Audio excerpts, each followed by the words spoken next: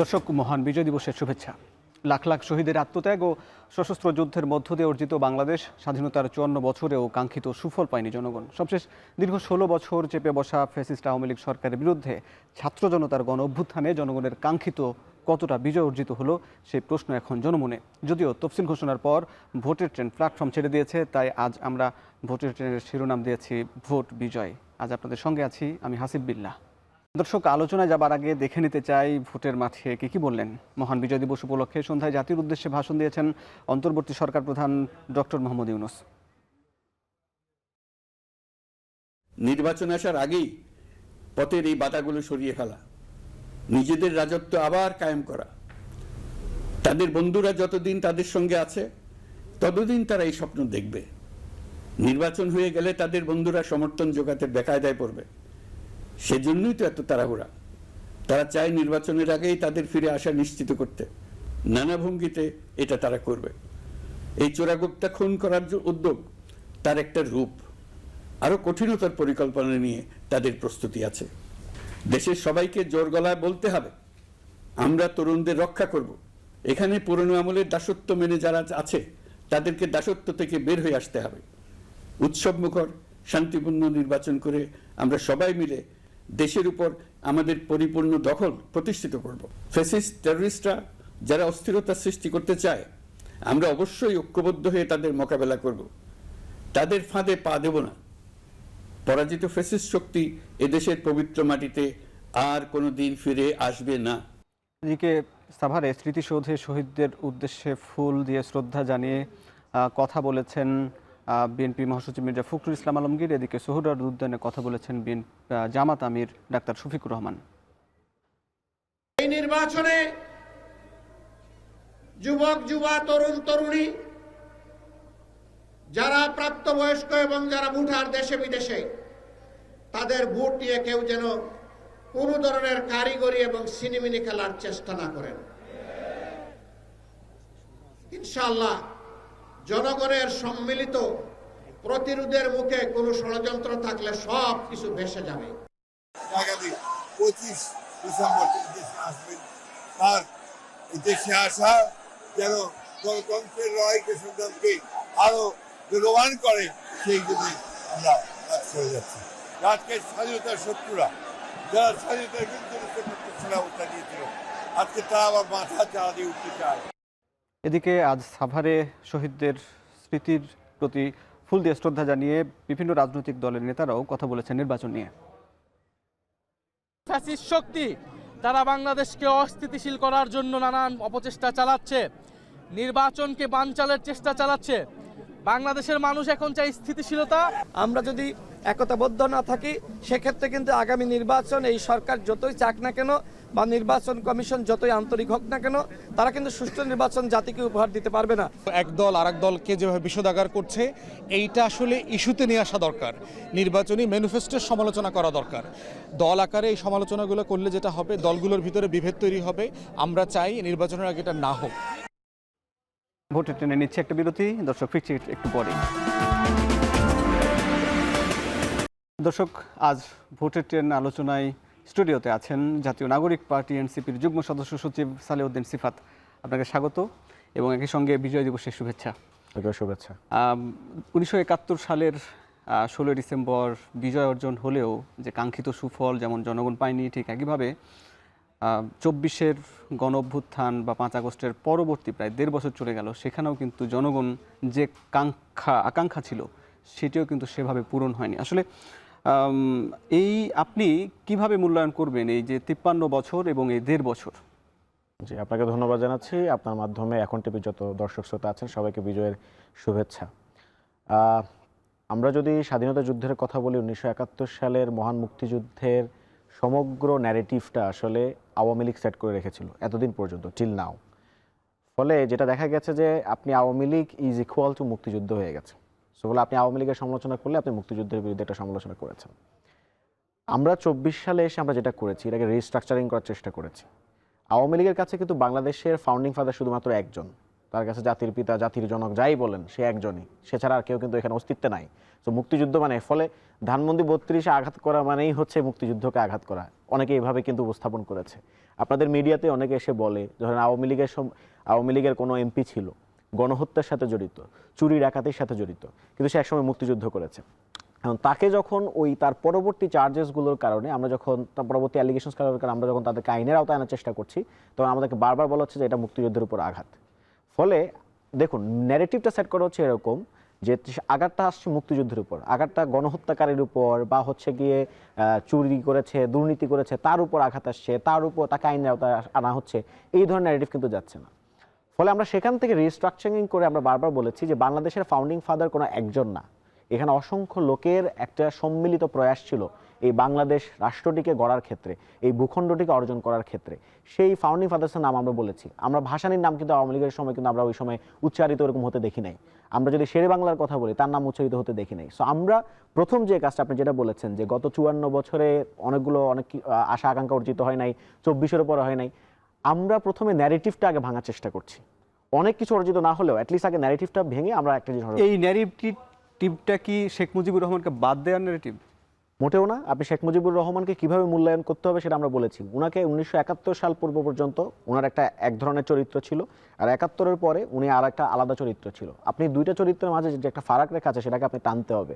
কিন্তু উনি যে মুক্তিযুদ্ধের সর্বশের বা উনিই সর্বকিছু করেছেন, উনিই জাতির পিতা, এই যে ন্যারেটিভটা, এটাকে আমরা ভাঙার চেষ্টা করেছি। এবং আমরা বলছি আপনি এখানে অনেকের নামই আপনি এখানে দেখতে পান না, যারা একদম মুক্তিযুদ্ধের সম্মুখ সারির নেতা ছিল। আমরা পরবর্তীতে দেখেছি যে জাসদ করার কারণে, সমাজতান্ত্রিক দল করার কারণে তাদের উপর অত্যাচার চালানো হয়েছে, নির্মম নির্যাতন চালানো হয়েছে। এভাবে সংসদে গিয়ে বলা হয়েছে যে কোথায় সিরাজ শিকদার। এই যে মানবাধিকার হরণ করার খেলা এবং তারপরে সেখানে একটা উচ্চ হুমকি দেওয়া। সো শেখ মুজিবুর রহমানকে দেখার যে দুইটা নজরিয়াত, এটাকে আলাদা আলাদা করে দেখতে হবে। আরেকটা বিষয় হচ্ছে আপনি যেটা 24-এর ক্ষেত্রে বলেছেন, 24-এর অভ্যুত্থানের পরে আমরা এখন একটা বিশাল যুগ সন্ধিক্ষণে উপস্থিত হয়েছি। কিন্তু এখনো আমরা এখানে দেখছি কি, আওয়ামী লীগ, আমরা দেখলাম যে শরীফ ওসমান বিন হাদির উপর যে একটা গুলিবিদ্ধের একটা ঘটনা ঘটেছে, এবং আমরা সন্দেহভাজন হিসেবে যাদেরকে অনেকগুলো আলামত দেখে চিহ্নিত করেছি তারা কিন্তু ছাত্রলীগের সাথে জড়িত, আওয়ামী লীগের রাজনীতির সাথে জড়িত। এবং আওয়ামী লীগের যতগুলো সোশ্যাল মিডিয়া হ্যান্ডেলস আছে তারা কিন্তু এই ঘটনাটাকে অনেক বেশি তারা উচ্ছ্বসিত, তারা সেলিব্রেট করছে।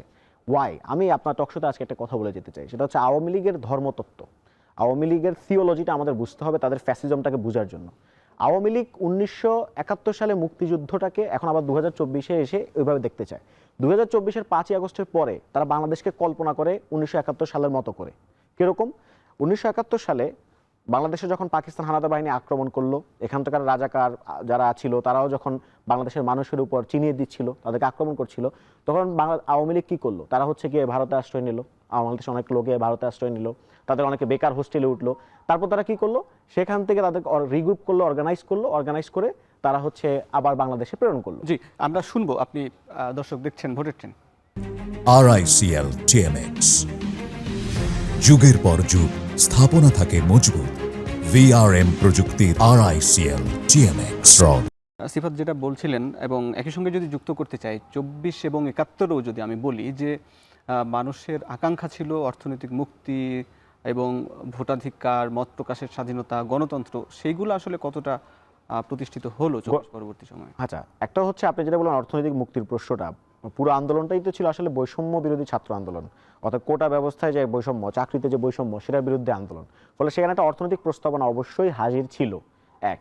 আর যেটা আপনি বলেছেন যে গণতন্ত্র, মানবাধিকার রক্ষার ক্ষেত্রে কতটুকু ভূমিকা পালন করেছে, আমি এখন হয়তো অনেকে বুঝতে পারছে না, বাট পরবর্তী যে গভর্নমেন্ট আসবে সেই সময় হয়তো নিশ্চয়ই বুঝতে পারবে যে এই সময়টা যদিও এসব অসংখ্য ল্যাকিংস আছে, অসংখ্য ঘাটতি আছে, অভাব আছে, কিন্তু তারপরেও অসংখ্য শর্টকামিংস থাকা সত্ত্বেও এই অন্তর্বর্তীকালীন সরকারের আমলে যে পরিমাণ গণতান্ত্রিক চর্চা হয়েছে, আমি বিশেষত আমাদের বিরোধী দলীয় যে অর্থাৎ অনেকগুলো যে রাজনৈতিক দল আছে তাদের মাঝে কিন্তু এক ধরনের সুসম্পর্ক আছে, গণতান্ত্রিক আচরণ আছে, গণতান্ত্রিক একটা স্টেজ তারা শেয়ার করতে পারে।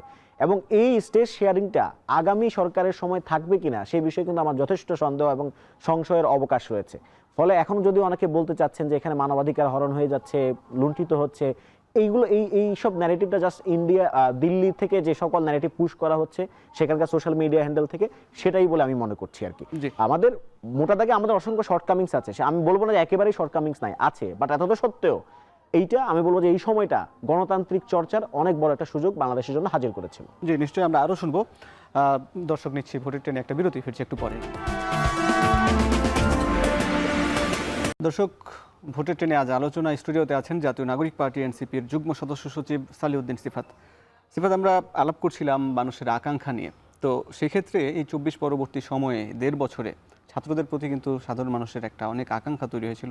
সেই আকাঙ্ক্ষাটা কি ধীরে ধীরে ফিকে হয়ে যাচ্ছে কিনা, এবং এর সঙ্গে এনসিপি রাজনীতিতে কি আসলে, এখানে একবার বিএনপির বিরুদ্ধে একবার জামাতের বিরুদ্ধে কথা বলছে, আসলে কি কোনো সমঝোতা না হওয়ার কারণে বিরোধের জায়গা থেকে এমনটি, নাকি আবার একই সঙ্গে এইটি কি এনসিপির নতুন রাজনৈতিক বন্দোবস্ত কি না? আচ্ছা, আপনি দুটি প্রশ্ন করেছেন। প্রথম প্রশ্নটি হচ্ছে ছাত্রদের প্রতি মানুষের আশা আকাঙ্ক্ষা ফিকে হয়ে যাচ্ছে কিনা। প্রথম প্রশ্নের উত্তর হচ্ছে এটা যে মানুষ আসলে অসংখ্য আশা আকাঙ্ক্ষার গাঁথুনি গেথে একটা বিশাল পাহাড় সম পরিমাণ আশা নিয়ে কিন্তু তারা ছাত্রদের দিকে তাকিয়ে আছে এখন পর্যন্ত। এখন খুব স্বাভাবিকভাবেই আপনি যখন এরকম একটা বিভিন্ন রাষ্ট্রের বিভিন্ন প্রতিষ্ঠানগুলো যখন ভেঙে চুরে গেছে, আপনার যখন দেখা যাচ্ছে যে পুলিশ বাহিনী এই গণহত্যার সাথে জড়িত ছিল, সুতরাং তাকে পুনর্গঠনের প্রশ্ন আছে। নির্বাচন কমিশনটা ভোট চুরির সাথে জড়িত ছিল, সেটাকে পুনর্গঠনের প্রশ্ন আছে। অর্থাৎ রাষ্ট্রের অসংখ্য প্রতিষ্ঠান যখন ক্রিপলড অবস্থায় ছিল, ওই অবস্থায় আসলে ছাত্রদের যতটুকু করার সামর্থ্য ছিল তারা ততটুকু করেছে। কিন্তু যেহেতু মানুষের পাহাড় সময় আসলে আশাকাঙ্ক্ষা ছিল, ফলে স্বাভাবিকভাবে সেটা তারা আপ টু দ্য মার্ক যতটুকু করা যায় সেটা তারা করতে পারেনি। এটা আমি আপনার সাথে একমত। কিন্তু সেই আশাকাঙ্ক্ষা আসলে ফিকে হয়ে যায়নি, এবং ছাত্ররা যে এখনও ড্রাইভিং ফোর্স আকারে কাজ করছে। এখন পর্যন্ত আপনার যে কোনো সংস্কার ইস্যু বলেন, রাষ্ট্রটাকে চেঞ্জ করতে হবে, রাষ্ট্রকে পুনর্গঠন করতে হবে, এই পুনর্গঠনমূলক সংস্কারমূলক সকল কাজে আপনি ছাত্রদেরকে সামনে পাবেন। যার কারণেই মূলত আওয়ামী লীগ অন্য কাউকে টার্গেট না করলেও এখানকার তরুণদেরকে, অর্থাৎ তরুণদেরকেই কিন্তু টার্গেট করছে।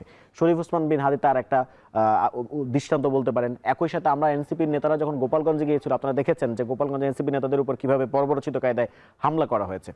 ফলে আওয়ামী লীগ বেসিক্যালি, বাংলাদেশের মানুষ অবশ্যই বুঝতেছে আমরা সংস্কারপন্থী, তরুণরা সংস্কারপন্থী। আওয়ামী লীগ এই জিনিসটা বুঝে তারা যেটা করেছে, তারা জেনারেশনের উপর আঘাত করেছে।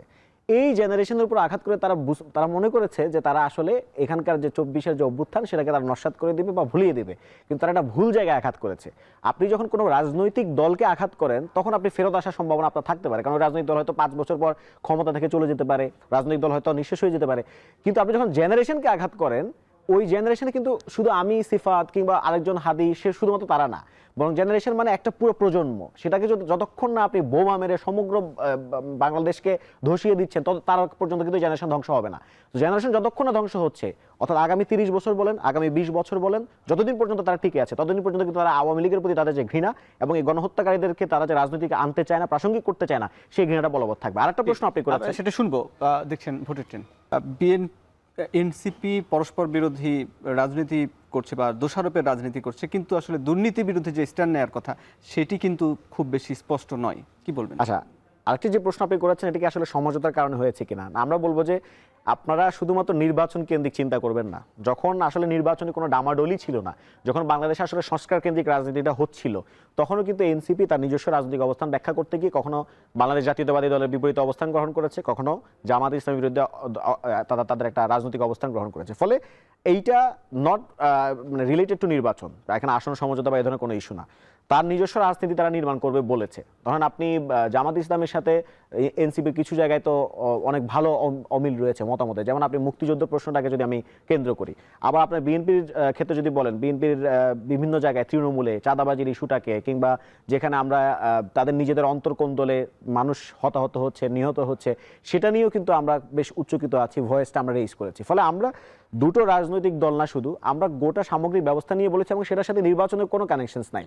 সেটার সাথে আমরা সংস্কারের আলাপটা, যার সাথে আমাদের সংস্কার কেন্দ্রিক রাজনীতির যতটুকু মিল থাকবে তার সাথে আমরা ততটুকুইভাবে আমাদের আন্ডারস্ট্যান্ডিং চালিয়ে যাবো। বাট মোটা দাগে বাংলাদেশপন্থী যতগুলো শক্তি আছে, বাংলাদেশপন্থী যতগুলো রাজনৈতিক দল আছে, তাদের সাথে আমাদের এক ধরনের আন্ডারস্ট্যান্ডিং সবসময়ই থাকবে। জি, আপনি আপনার সবশেষ ছোট করে একটু জানতে চাই যে নির্বাচন যেহেতু তফসিল ঘোষণা হয়ে গেছে, ভোটের ট্রেন প্ল্যাটফর্ম ছেড়ে দিয়েছে, সবকিছু মিলিয়ে দিকে হাদির উপর হামলা, সবকিছু মিলিয়ে আপনার কাছে কি মনে হয়, এই যে ভোট কি জনগণের বিজয় হবে কিনা আগামীর ফেব্রুয়ারিতে?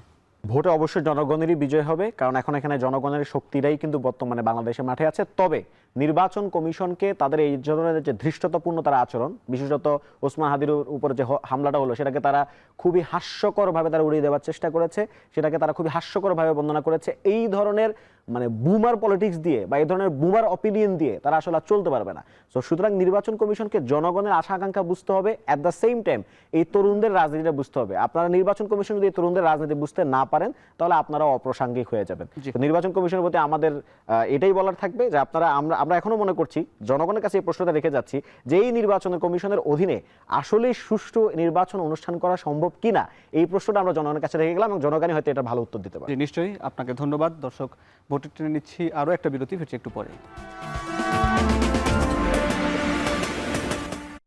বিরতির পর স্বাগত। দর্শক, দেখছেন ভোটের ট্রেন। এবার যেতে চাই প্রান্তিক অঞ্চলে, জানতে চাই নোয়াখালী থেকে আমাদের সঙ্গে যুক্ত হচ্ছেন নাসিম শুভ। নাসিম শুভ, আমরা যে আলাপ করছি আজকে ভোট ও বিজয় নিয়ে, এই যে বিজয়ের দিনে আজকের রাজনীতিবিদরা কি বলছেন ভোট নিয়ে, যে জনগণের বিজয় আনতে তারা কতটা প্রস্তুত, বলবেন?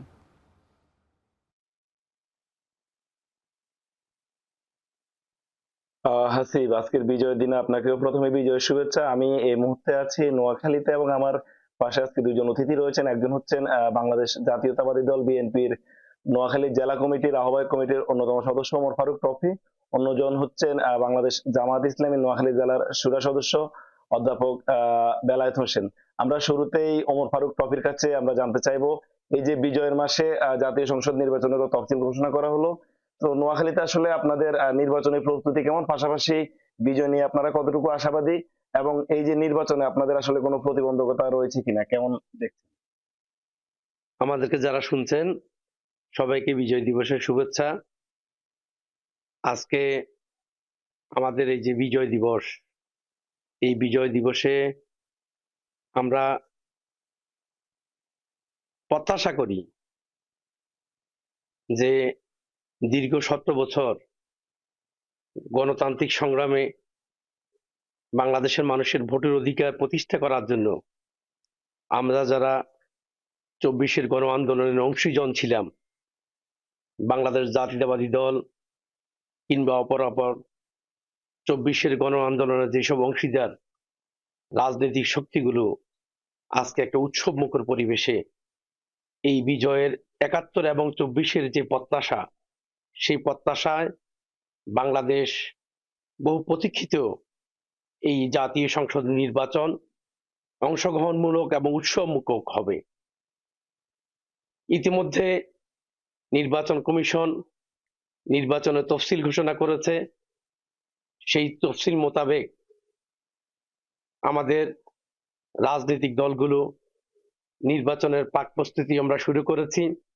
রাজনৈতিক নেতাকর্মীরা ইতিমধ্যেই মানুষের কাছে ভোটের বার্তা নিয়ে আমরা যাওয়ার চেষ্টা করছি, কিন্তু আমরা শঙ্কিত হয়েছি যে বাংলাদেশে কিছু ঘটনা ঘটছে, বিশেষ করে বিএনপি চট্টগ্রাম মহানগরের আহ্বায়ক এরশাদুল্লাহ সাহেব এবং সম্প্রতি ইনকিলাব মঞ্চের হাদির উপর যে হামলা হয়েছে, সেটা এই গণতান্ত্রিক অভিযাত্রায় আমাদেরকে শঙ্কিত করেছে। একটা রাজনৈতিক কর্মী হিসাবে আমরা প্রত্যাশা করি যে বাংলাদেশের বর্তমান ইন্টারিম সরকার এই প্রতিবন্ধকতা দূর করে মানুষের মাঝে আস্থার যে সংকট তৈরি হয়েছে সেটা দূর করে মানুষকে আশান্বিত করবে। এবং আমরা আশা করি আমরা যারা দীর্ঘ 17 বছর গণতান্ত্রিক সংগ্রাম করে মানুষের ভোটের অধিকার প্রতিষ্ঠা করার জন্য সংগ্রাম করেছি, আমরা সহযোগিতা করব ইনশাল্লাহ, যে বাংলাদেশে আগামী যে জাতীয় সংসদ নির্বাচন, সে জাতীয় সংসদ নির্বাচন উৎসব মুখর এবং প্রত্যাশিত। ধন্যবাদ। আমরা এবার যাব বাংলাদেশ জামায়াত ইসলামী, যিনি নোয়াখালী জেলার শুরা কমিটির সদস্য অধ্যক্ষ বেলায়েত, আপনার কাছে। আসলে আপনি বলবেন যে একই প্রশ্ন আপনার কাছে, আপনাদের কেমন প্রত্যাশা, কেমন শঙ্কার বিষয়? আসসালামু আলাইকুম রহমতুল্লাহ। আমাদেরকে যারা শুনছেন তাদেরকে বিজয় দিবসের শুভেচ্ছা জানাচ্ছি।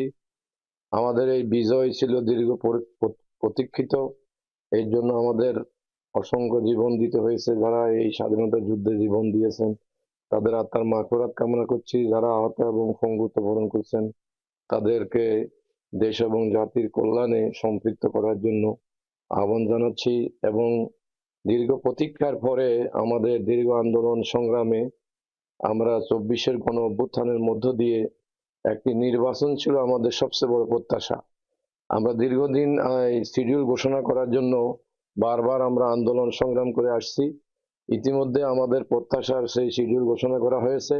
আমরা মাঠে ময়দানে যার যার অবস্থান থেকে আমরা আমাদের প্রচারণা চালিয়ে যাচ্ছি। আমরা জনগণের কাছ থেকে স্বতঃস্ফূর্ত প্রতিশ্রুতি পাচ্ছি এবং আমরা আশা করছি যে দীর্ঘ 17 বছরের প্রতীক্ষিত যে একটি গণতান্ত্রিক সরকার প্রতিষ্ঠিত হবে, মানুষের চাওয়া পাওয়া প্রতীক্ষার পূরণ হবে, সেজন্য একটা অংশগ্রহণমূলক নির্বাচন হবে।